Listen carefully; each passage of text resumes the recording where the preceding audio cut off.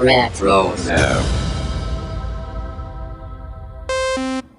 And welcome everybody to another comics edition of the Animaniacast.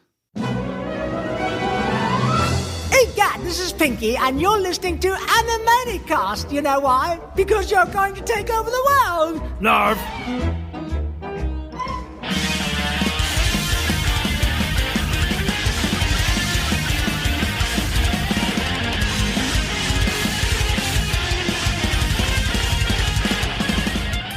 Hello everybody and welcome to the Animaniacast. This is the podcast that is dedicated to the animated television series Animaniacs, as well as other shows in the Rugerverse such as Tiny Toon Adventures, Pinky and the Brain, and Freakazoid. And today we are once again reviewing another fabulous Animaniacs comic book. I am Joey, and joining me once again is my brother Nathan. You want fries with that? And across the country, Georgia, is not Kelly, because Kelly couldn't make it to... But that doesn't sound like Kelly at all. No! we have a special guest with us north of us, in another part of the country, all the way in Salt Lake City, the saltiest place on earth, I'm sure. You may know him as an artist, illustrator. You may know him as a guy who does a lot of the awesome artwork for the Twisted Toons, sessions over there and in different Comic Cons. Remember those things? Mm-hmm. You may also know him as Jess Harnell's favorite artist. Oh, yes. That's me. That's right. It's Mark Aaron. Hello, hey. Mark. Hello. Yes, Mark is That's Art Folks on Twitter and everywhere else. And since we know nothing about art, so this will be enjoy. We'll just be like, I'm filling in for Kelly today. Yes, yeah. We figured we better get somebody who actually knows what they're talking about when it comes to artwork, because Nathan and I just go, "Ooh, I do pretty," and that's all we really know. Killers. Damn, drawn good. Yeah. But Mark here is a fantastic artist, and of course has been putting up some of this really great artwork. I think your style of Animaniacs, he knows not only the classic style, but of course now I think you've perfected the reboot style as well. I'm still tweaking that. I can do the original with my eyes. I have to look at the new ones to do it. I haven't got them committed to memory yet. There are some people that have, and they're amazing at it. I still have to have reference.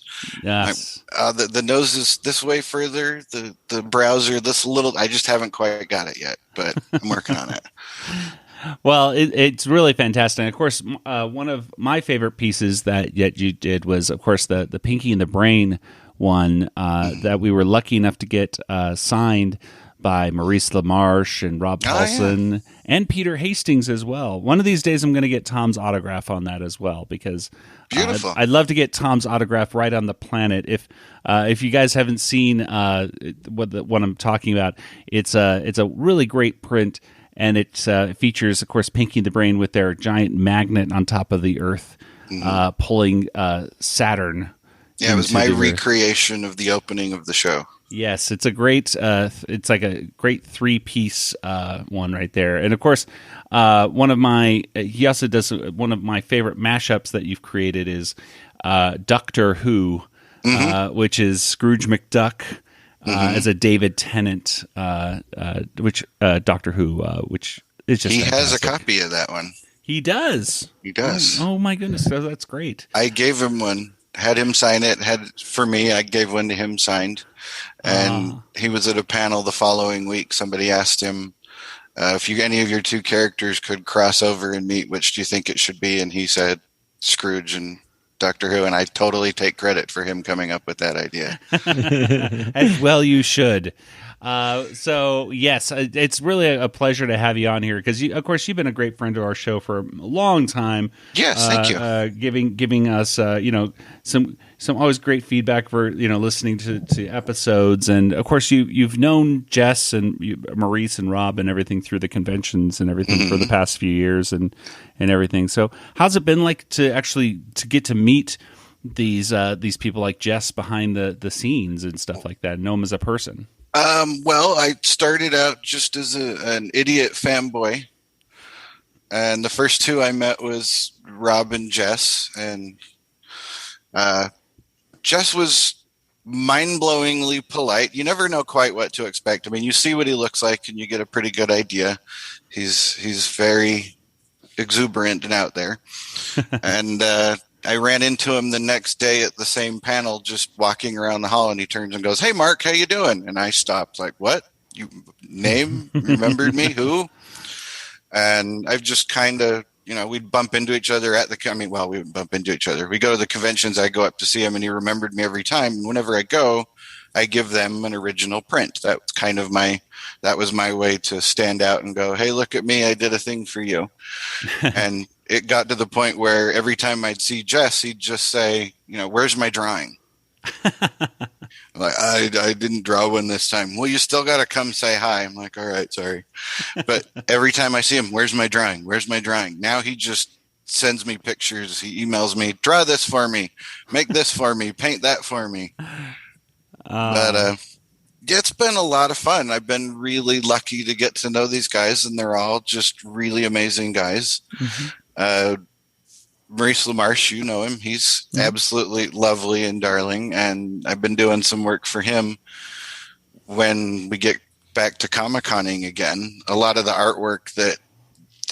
artwork that he'll have at his table and others will be stuff I've drawn. Oh, wow. Yeah. That's fantastic. I did one, Hugh Tasmania from Tasmania for him, and he loved it so much. He's like, "Can I have this? Could I print? Could I use this?" I'm like, "Yeah, sure, why not?"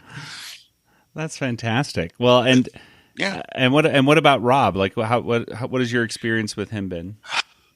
I have a story about Rob I'll never tell anybody. My first experience with him, I absolutely stuck my foot in my mouth and embarrassed myself horribly. So I'll never share that story. At least not until where today. Microphones are recording. Yeah. But my next meeting with him was much better. I don't even think Rob remembers it, so I have no reason to bring it up. But my next meeting was much better, and so we do our charity event. You helped us promote that 2 years ago now. Yeah. Last year to me is still 2019. It was count. Exactly. 2020 is a mulligan. We don't count it. Right. But he's just sweet and kind, and I've become friends with his son, and we've worked on some projects together, and so I've just kind of been lucky. Well, we're lucky to have you on, but let me see. We have a very special thing that I'm making up right now, and it's called. You're just making it up. Yeah, it's called something that I've just made up, and here's the title. It's called "What's Your Favorite?" And Nathan, it's time for the "What's Your Favorite?" theme song. Do you want to know what the favorite thing is? Because I can tell you what's the favorite. Very good. Yes, Mark, we're going to go over favorite things about Animaniacs, okay? Favorite things. And so just some very simple kind of thing. Do you have a favorite episode of Animaniacs? I knew that was what you were going to ask. Yes. Honestly, is it it might be the first one. Is that the monkey songs in the first one? Yes. That's got the Good Night Warners. Yes. With Jim doing his Good Night Moon, Good Night Stars. Wow, that's really good. That's really good. I was practicing that over the pandemic. Yes. And that's probably my favorite episode. It is a very, very strong one. And it's definitely, I think we talked about it before. It may be growing up the one I probably saw the most for some reason. I think we had at the beginning of the VHS tape. Yeah, exactly. I think that might be it. It started off the VHS tape, and you recorded it, and there you go. But yeah, it's really one of those perfect episodes. Even freelance animation couldn't mess up that one. No, it's that good. Do you have a favorite Animaniac? Yeah. Which one? I'm a little biased. I'm his favorite artist. He's my favorite Warner. So Wacko has always been my favorite. Okay. The director's pretty high up on my list. Mr. Director, of course. Mr. Director. Very good.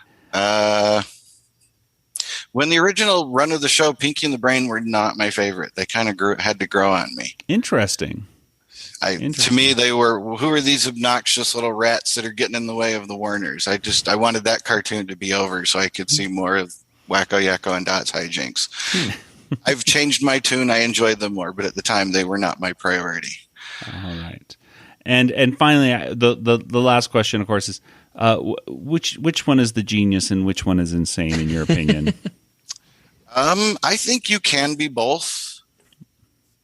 I think Brain is clearly insane, and Pinky is genius enough to hide how much of a genius he is so that he can foil Brain's plans. Interesting. Okay. I think the song is wrong to say that one is a genius and one is insane. I think that it's somewhere in the middle. Ultimately, yeah. They're obviously both geniuses that they can both talk as mice. You can be both. Don't discriminate. Yeah. Well, today we are talking about a comic that features not only the Warners, but also Katie KaBoom, but also Pinky and the Brain are in this issue as well. We're going to be talking about issue number 22 of the classic Animaniacs comic. The cover date on this is February of 1997. So, what a year, 1997. I was getting in my senior year of high school then. Because I was 1 year out. Yes. So this is a pretty solid comic. Especially after reading the previous few, where issue number 21 has a great cover featuring Wacko, but everything else inside of that comic is just. Was that he lost his funny or broke his funny? Yes. Okay. Yeah, it's depressingly bad. But this one is relatively solid. If someone were to ask you about this comic in just a few words, what would you say, Nathan? I'll say it has Pinky and the Brain. I say it has the Warners. I say it has Katie KaBoom. I say there's not a lot of fat to trim. I don't know. Yeah. Mark, what about you? I think it was pretty solid. This was my first Animaniacs comic, so I was actually impressed pretty much all the way around. Yes. I enjoyed the art a lot. They put a lot of work into it. It's beautifully done. I thought the Pinky and the Brain story was solid. It felt like it could have been on the show.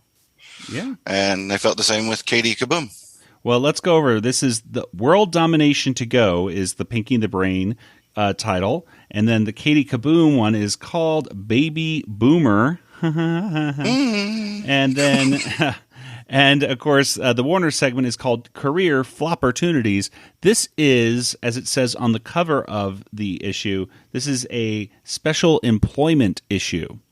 And this is an issue, if you want to read this yourself, of course, you can find it usually on the online realtors? No, not don't buy a house. Retailers or eBay or stuff. Looking at the value before the episode, the value is around $3.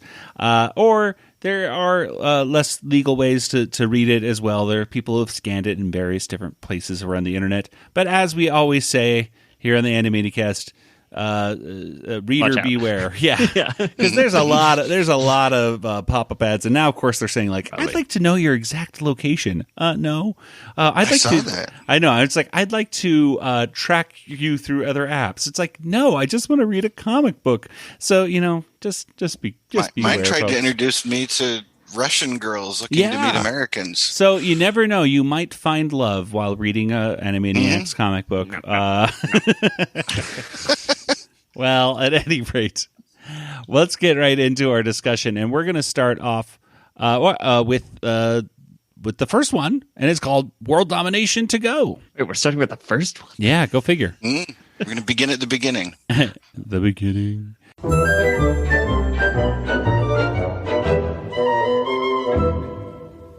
World Domination to Go was written by Dana Curtin. The penciler was Walter Carzon. The inker was Mark DiCarlo, letterer John Costanza, and the colorist was Joe Mignot.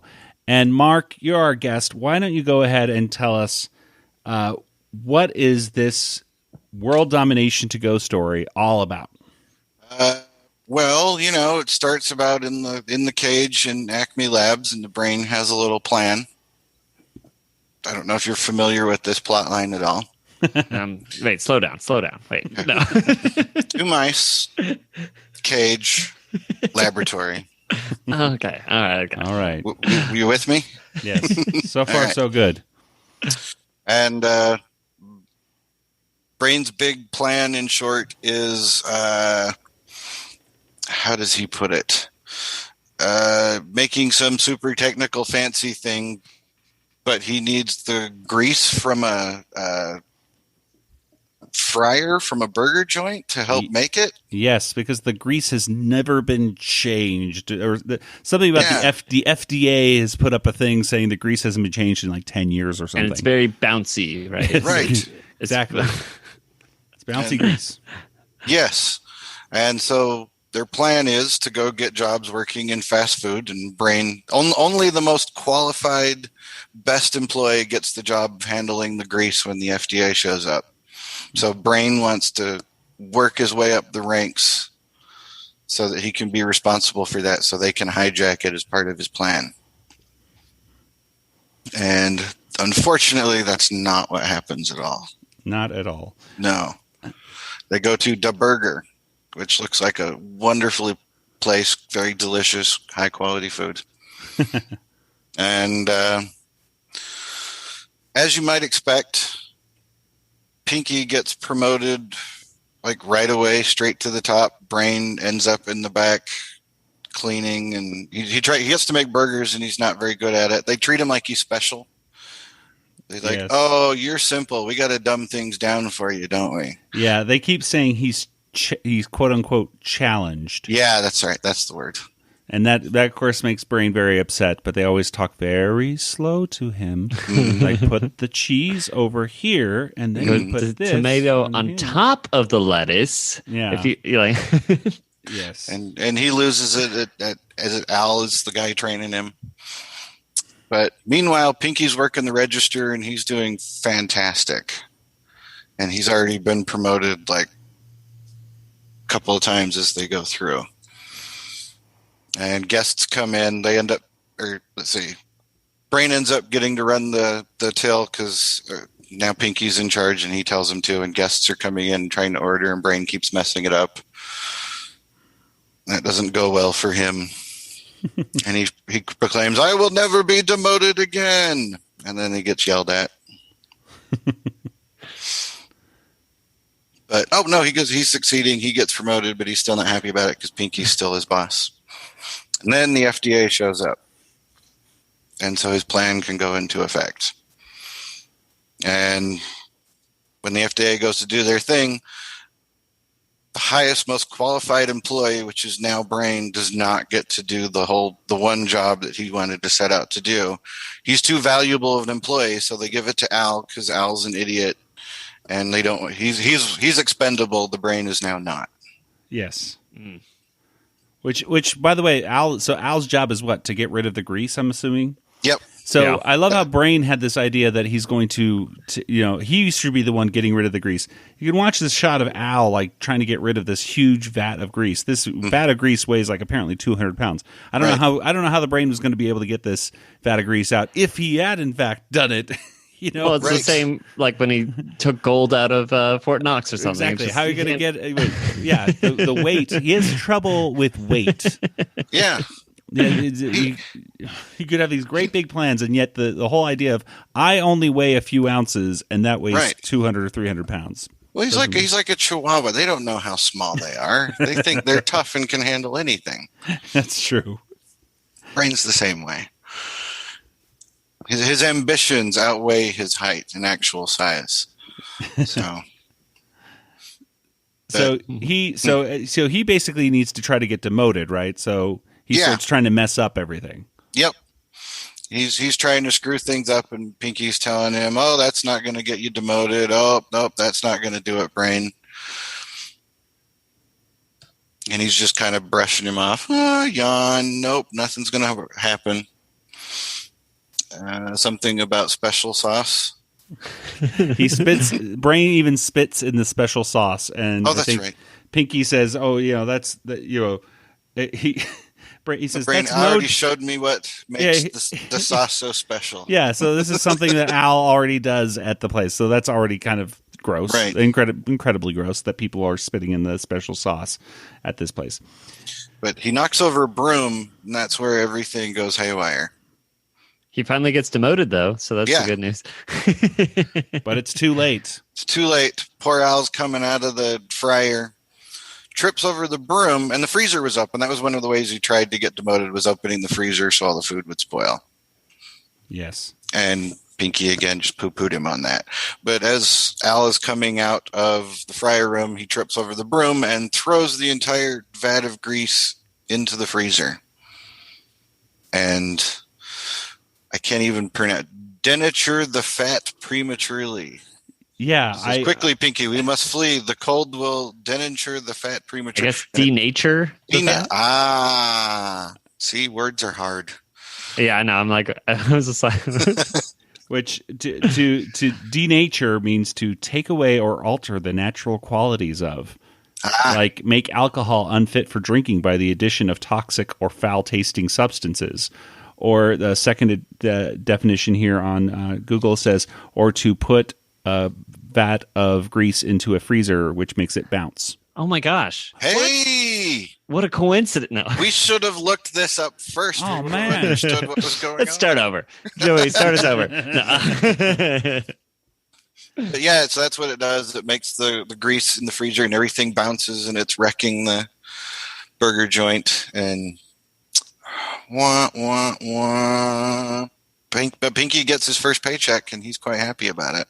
Yes. So Pinky even though they get covered with grease, Pinky gets a paycheck at the end. I mean, they got a bunch of grease. Like, that's kind of what they're after anyways. Yeah, not enough, though. Right. I guess. He needed all the grease. I like how every time their plan's like, well, we got to get a new plan because that one didn't. So it's like, just get more money or get more things. Like, because I didn't get enough money, I'm in Jeopardy. Right. I got to get a whole new plan now. He doesn't learn his lesson and go, if we just tried what we did last week, but a little safer, a little harder. Yeah, it scraps the plan each time. Because I mean, what could you imagine? Actually, an episode of Pinky the Brain that actually did do that. That would be so weird. Just thinking about. Remember last week? Well, this time, and it's we're gonna do it again. Okay. So this time we still need money for the same thing. So there's a different way to get money. It starts with, "I know what I did wrong last time, Pinky." A full season of just the same idea, but just it keeps going wrong each time. Actually, now that I think about it, that actually might be kind of interesting. I think that's kind of how they would do it, like in a lot of series nowadays. So they do like, oh, this is your season. Like this season, this is your plan. That would be the entire season would be them building to the final plan that would take 10 minutes of the final episode. Well, I really like the cover. Let's start with the cover of this issue. I really do like the cover. Pinky looks huge. It's him standing in front of a counter saying, "Would you like fries with your comic?" And it's great because it's a great lead in right into the issue. I mean, really, just Walter Carzon, he's fantastic. It really is, is fantastic. Never heard of it. I went and looked him up, and now I'm following him on Instagram after I read this. He's amazing. I highly suggest people follow him on Instagram. He makes some really fantastic art. He's even selling some of his prints, I believe, every now and then. And he really does know how. He has a great style for drawing the Warners that is a classic style, but yet dynamic enough where you haven't seen them in these poses before. Right. So and especially with Pinky the Brain, he had a really great one that he did right at the beginning of COVID, where it was Pinky the Brain wearing masks saying, "We shall defeat COVID from trying to take over the world," or something like that. And it was just such a cool thing. So he's still doing it, folks. He's doing a fantastic job, and the art in this first issue, the first part of the issue, is really fantastic. I think it's great. I want the world domination panel. Do you want fries with that? I want that on a T-shirt of Pinky and the Brain wearing their service outfits. I think the uniforms. I think that's fantastic. Yeah, it really is cool. And well, anyway, let's talk. Nathan, did you see anything in this first part of the story that you kind of stood out that was humorous or something otherwise?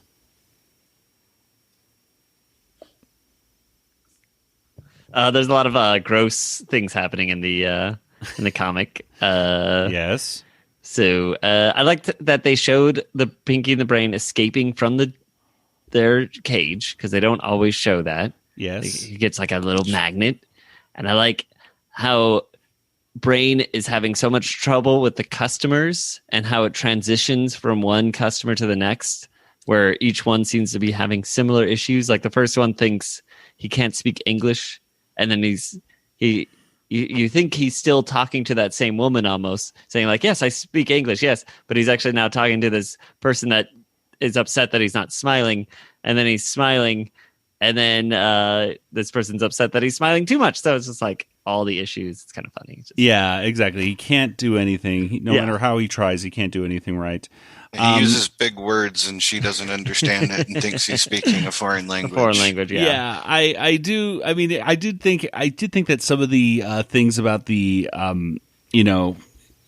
again, what's the term they used right here? Challenged. I do think the humor of the let's talk slow for this challenged person, I don't think that would necessarily fly today with it. I mean, if you played it right and you really kind of upped the satire of it to show that you're actually making fun of the people who are doing that, maybe. Right.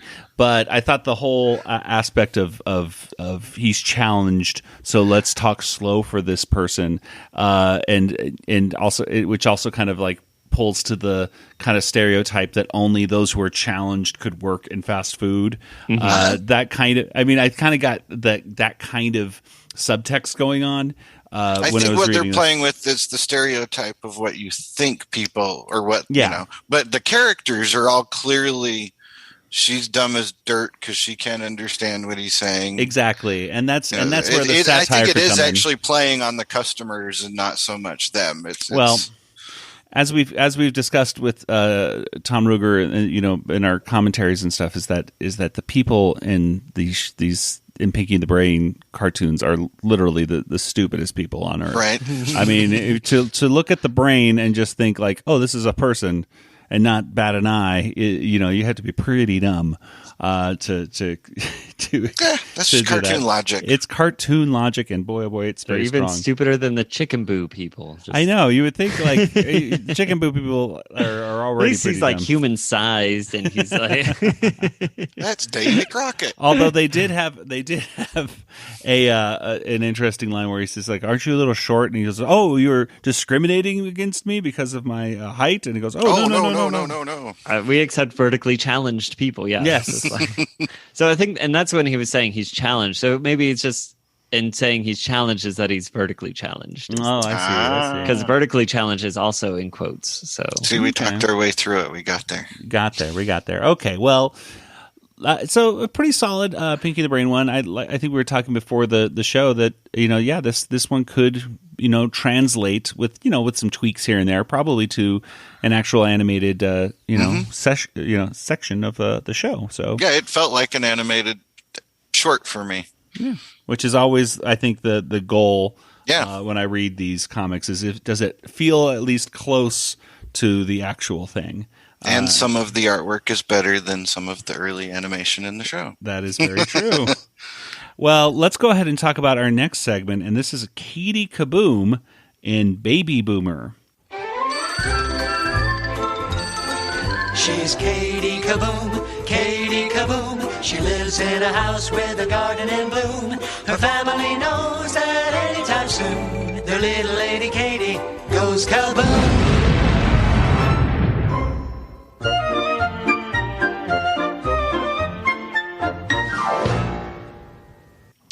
And Baby Boomer was written by Dana Curtin. The art was by Leonardo Baltic from Soul Studio and Scott McCrae. Lettered by Lorena Mappa and colored by Dave Tanguay. Nathan, it's time for Katie KaBoom to come back. What happens in Baby Boomer? It's everyone's favorite. So we have these a couple here. We've never seen them before, but they're saying that they've hired a babysitter, and it's going to be another family that will never speak to them again because their child, I guess, is so terrible. They open the door, and hey, it's Katie KaBoom is going to be their babysitter. And we get introduced to the child. His name is Alvin. He has a little stuffed animal named Bobs. So we got Alvin and Bobs, but which is kind of similar to, he has like a striped shirt on kind of thing going on. Spiky hair. And spiky hair. He has black hair, though, and his stuffed animal is a teddy bear. So it's a little bit different than Calvin and Hobbes, which is what you might catch that until just now when you said it. Oh, okay, well. It never registered. Are you serious, Mark? Yes. Oh my gosh. Yeah. And you read this twice? I read this. I looked at him and thought Bobby. I didn't think Calvin. He looks like it. Bobby from Bobby's World. Yeah. So, but he's much more, we'll talk about it a little bit. Keep going. So anyway, so he's interested. He's introducing Katie KaBoom to his stuffed animal Bobs, and he's immediately running away from Katie KaBoom. He's running upstairs, and then immediately he puts on like a superhero outfit on, and he starts shooting like darts at her. And even Bob's, as you can see in one of these shots, he's like come alive, like looking over the staircase. So it's kind of exciting. Evil. Yeah, but like it's kind of like, like Hobbs would kind of come alive occasionally because, I don't know. I've never actually read the comics, but what? I got enough of it. So yeah, he's throwing like pudding at her and stuff like that, and she's getting really mad.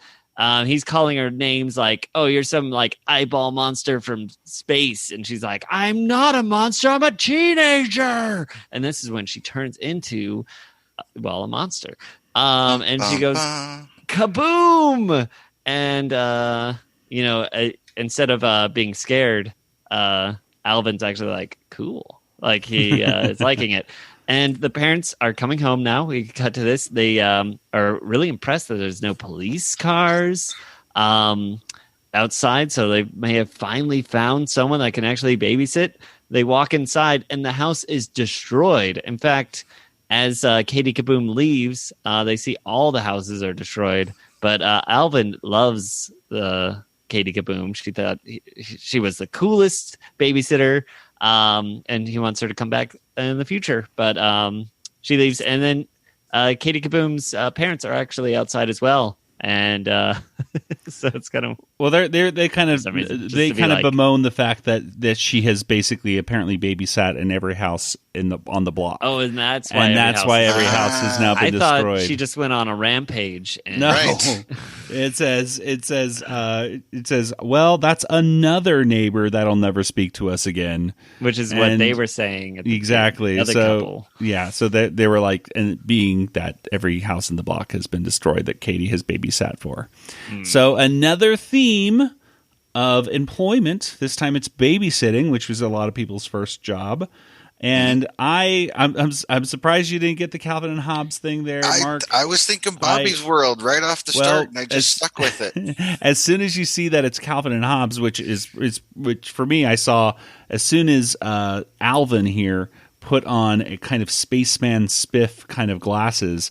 I remember that just those glasses are so cool. Like whenever I saw Calvin and Hobbes, whenever he put those glasses on that had the look almost like Ninja Turtle triangle eyes.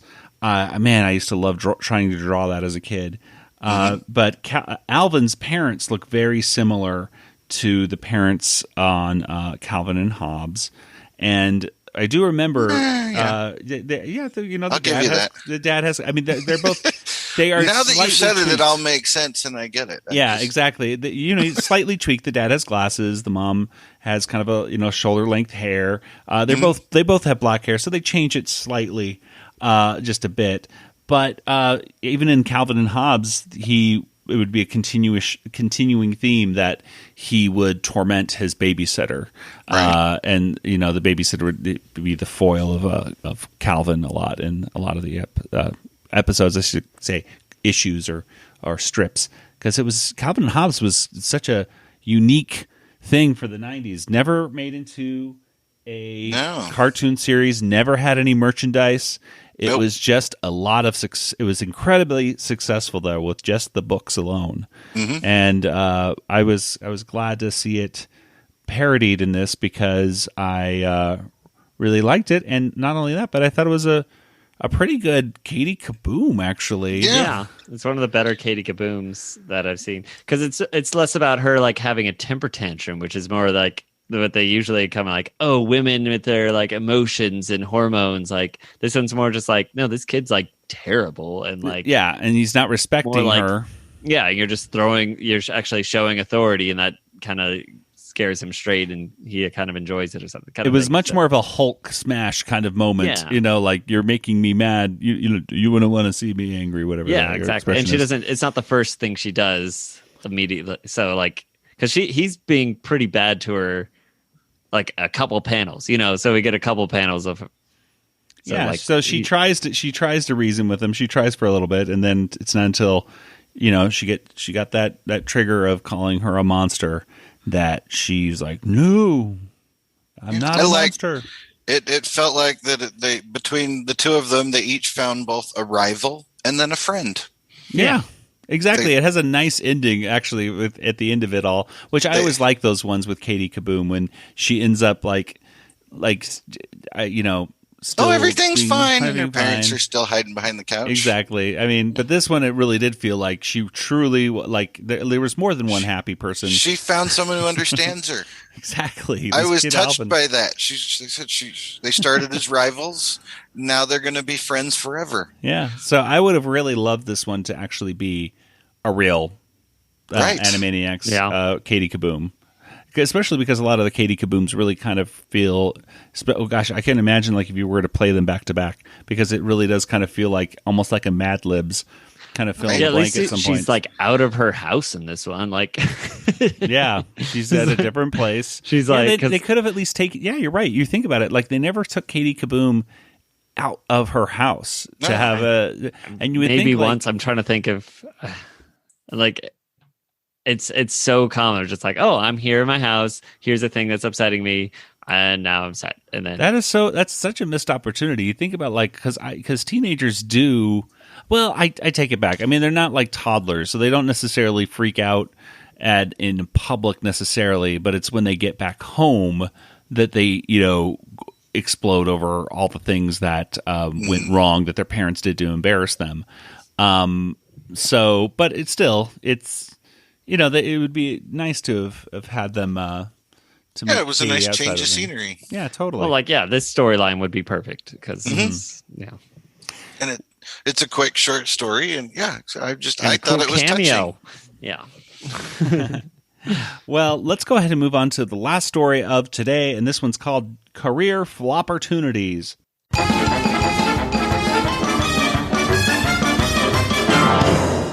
Career Flopportunities was written by Dana Curtin. It was penciled by Omar Aranda from Soul Studios, inked by Scott McCrae, and lettered by Lorena Mappa, and colored by Joe Magnon.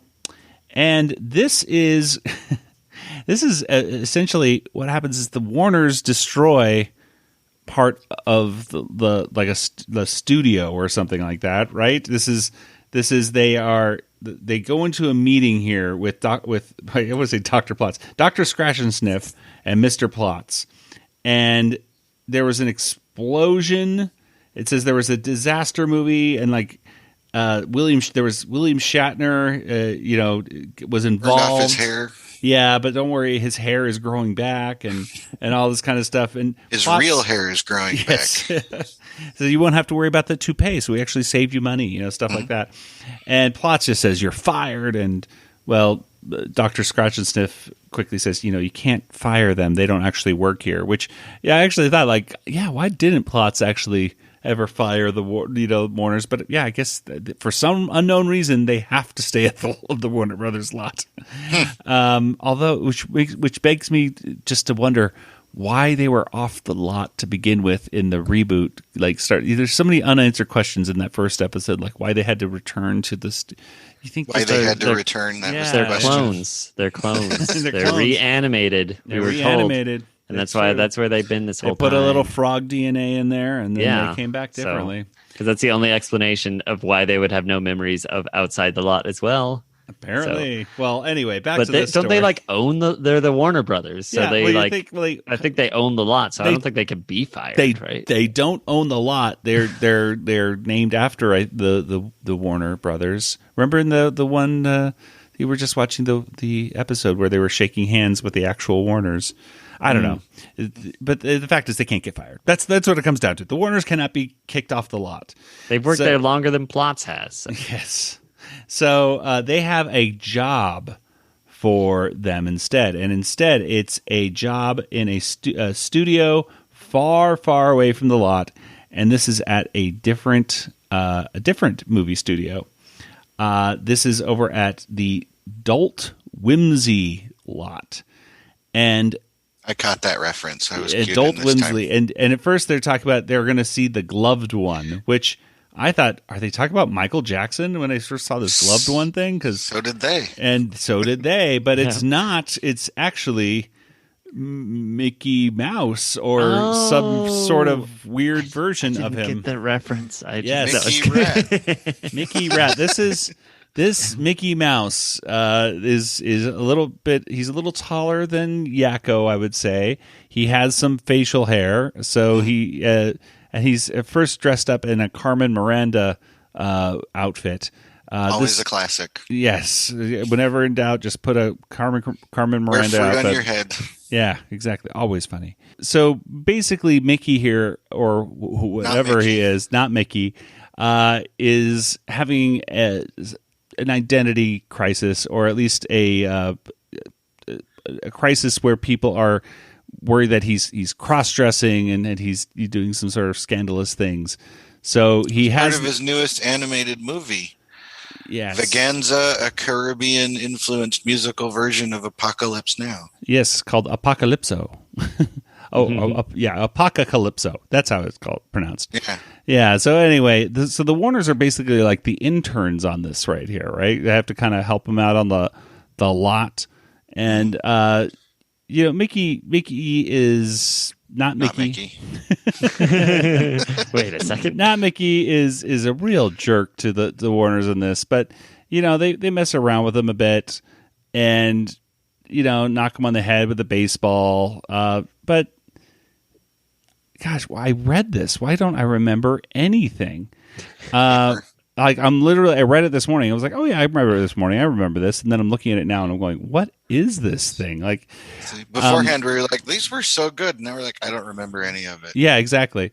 He talks to Dot about, going to help him with dictation. Take dictation. She goes, oh, I never touched the stuff. It means take a letter. Take it where? No, don't you know shorthand? No, we've never met. So this, again, it's kind of like temporary insanity jokes. Yeah, I'm like, they did all these same They did the same jokes, but they're better in temporary insanity. Yeah. At any rate, Mickey eventually locks them away, and Wacko is trying to show off his armpit noises, and he locks them in a sound booth where they can't be heard, and well, Wacko fixes that because he decides to go turn on the air conditioning. However, it's actually the broadcast volume throughout the entire lot. And so Wacko, who is trying to get his armpit noises heard, makes the noise over the intercom on the sound tsunami level, which ends up destroying the entire studio. The entire Just the same thing they did at Warner Brothers at the beginning. Yeah, exactly. So now that that's happened, they're welcomed back to Warner Brothers with open arms. Destroyed the competition. Exactly. So, that's basically it. they say, could you repeat, please tell me, children, tell me if you learned something. And Wacko says, no matter where you are, that dial is definitely, positively, absolutely not the air conditioner. Yeah. And then we actually end this episode with a wheel of morality. And turn. Yeah, and it kind of looks, it's a different angles and stuff. So that's interesting for. It's different animation this time. It's a lot less animation. It seems like they really could have. They're not moving animation. As much. but it's different. So, because usually it's the same. So Usually they move. This time they're not. Yes, exactly. Well, here the lesson is you can pick your boss and you can pick your nose, but you can't pick your boss's nose unless he orders you to. Yes. Which in case, quit. Absolutely. Which is a great follow-up to that classic line. And there you go. That is our issue right here. And boy, that last part right there with the Warners, I remember thinking like, oh, this is going to be a great setup here. We have Mickey Mouse, and going through that story again, I literally could not remember much at all about what the heck was going on in that story. It's the weirdest thing because I remember reading it this morning and saying, oh, yeah, that's what happened. And then looking at the panels again just now, I'm going, what the heck is going on right here? I don't remember any of this. So a pretty strong Pinky and the Brain and Katie KaBoom. The Warner segment kind of peters out, doesn't it? Yeah. What they did make a Friday the 13th reference. Oh, what was that? When they're harassing not Mickey, and he says, I'll have you know my winsome giggle just slays the audience. And Yakko says, so you're the Jason of comedy? Jason Voorhees from the Friday the 13th. That's right. All that and much more. Laughable. No. So the Warner segment, it was kind of disappointing that they had like the reboot. It was the weakest part. But I mean, you really had an opportunity right here. Like they're going up to a fake Mickey Mouse guy. Like this is perfect. Like the premise seems like it should work. I would totally think, like you have to work at the Disney studio for a day. Like, what are you going to do there? And instead, they kind of just did like it could have been any boss that they were. Want to know what happened to Plotz's office? He's in like a closet compared to the big office he's usually in. Yeah. I assume it got destroyed when the Warners destroyed the whole lot. It looks like he's in like a trailer. Yep. He's in one of those portables that they do for construction. But yeah, it's kind of a disappointment that it didn't really go anywhere with that. I was wondering if there was a page missing because it kind of just starts it feels like the middle of the story with Yakko and Dot talking. Yeah. In the first panel, I kept flipping back and I'm like, wait a minute. Are we missing something? Which technically we could have, because this is, of course, we were going off of a scan, and technically that somebody could have missed a page. But I don't think so, because it takes just a while for that title page to come. It comes later after all that. This is, what do they call it? In media res, right? In the middle of things. We come right into the middle of the action, which we start off with like a cliffhanger, and oh man. Yeah, it just, I don't know. Yeah. Are they going to get fired? And, but definitely an awkward beginning. That didn't, and that awkwardness never really kind of went away. We have to wait for the special edition, the extended cut. Exactly. So we'll wait for the special edition of this comic because, let's go ahead and get to our Water Tower rating and explain why.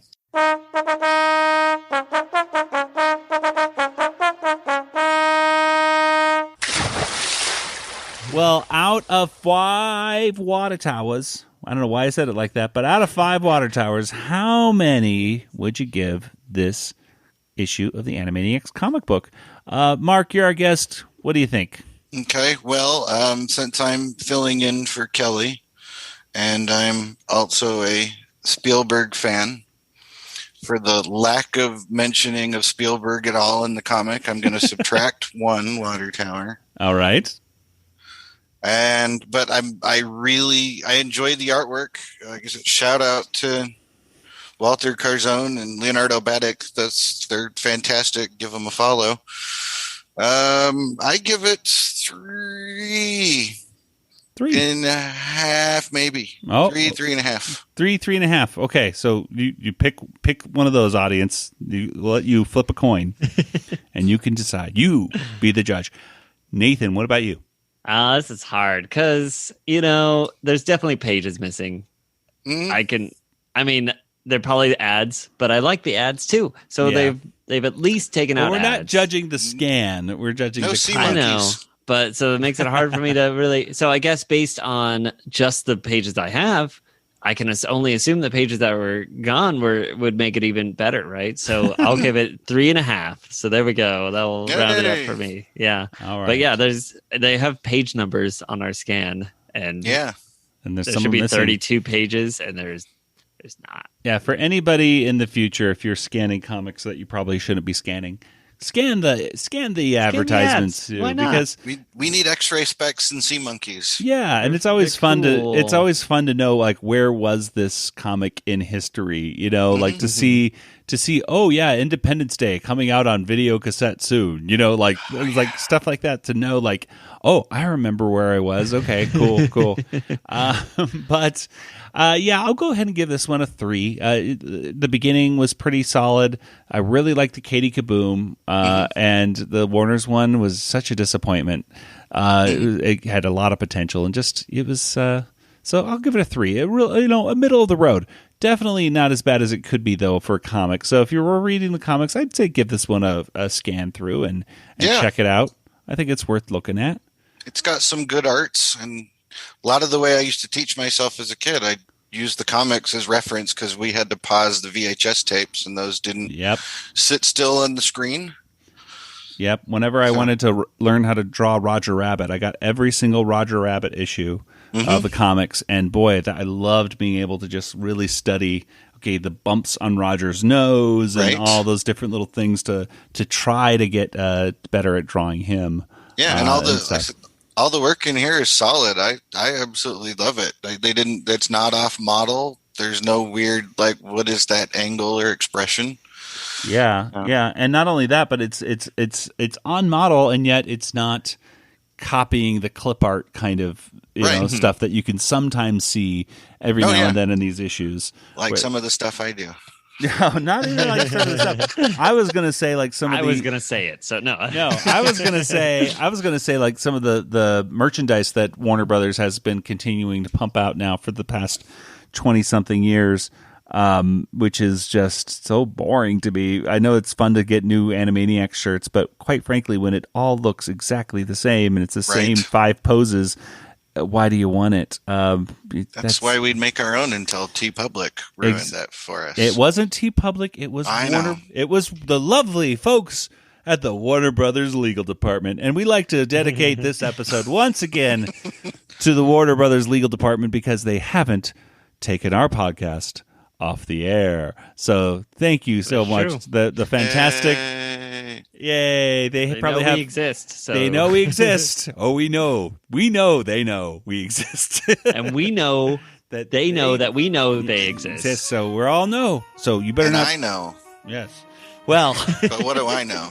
Well, we all know what happens now. It's time to get to our contact information. Nathan, where can people find you online?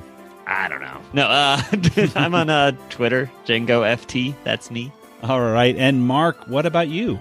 I'm That's Art Folks, all one word. It's That's All Folks, but art instead of all, because I'm clever. Aha! And that's on all those. Check out Mark's art. It's really fantastic stuff. It's on all the things. All the things. And Mark, thank you once again for coming on. Thank you for having me. Absolutely. And as for the Animaniacast, well, we're on Twitter and Facebook and Instagram, all as Animaniacast. And you can subscribe to us all on your favorite podcast player. We just hit 1,000 subscribers on YouTube. So I believe now you can go to youtube.com/Animaniacast and you can subscribe to us over there as well. And if you're a super fan of Animaniacs and, of course, our show, you could become a patron over at patreon.com/Animaniacast, where we're doing creators' commentaries over there. We got bonus audio and video and even decals and signed trading cards. Animaniacs trading cards, not baseball ones. Trading cards of Animaniacs. You? No, from Tom Ruger. Oh. He signed... some guy down the corner. Yeah, signed him. Yeah. Hey, buddy. No, you can sign it yourself. Well, once you get the card, you can sign it too. I don't care. But you can get all that over at patreon.com/Animaniacast, and we appreciate your support.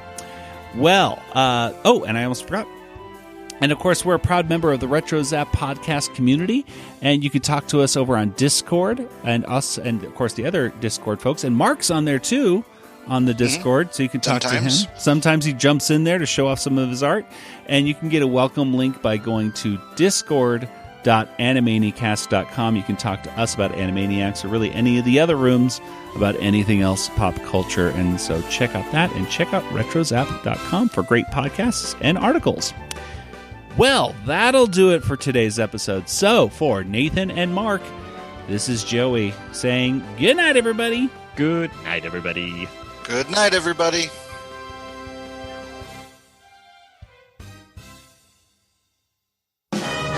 This podcast is not endorsed by Warner Brothers or Amblin Entertainment and is intended for entertainment and information purposes only.